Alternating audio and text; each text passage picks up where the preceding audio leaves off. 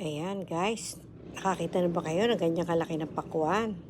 Super laki talaga siya at ang presyo niya ay medyo mahal, 650 pero siyempre kailangan mo rin makakain ng pakwan na masarap, na malaki. Kasi pag malaki yung pakwan, iba yung lasa, iba yung tamis, at saka iba talaga, pati amoy niya iba. At mabait naman yung binibila namin, talagang binigyan kami ng magandang pakwan. At siyempre, tanghalian, itong pagkain namin, nilagang baka. Tsaka siyempre, may kasamang pakwan, kasama mga bata. At pagka Sunday kasi, ayan, bonding time, nandito yung aking mga apo.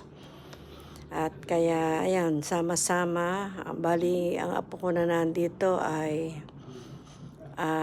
ilan ba yan? 12. Ay, 10 lang ang nandito. Ay, 9. Dahil yung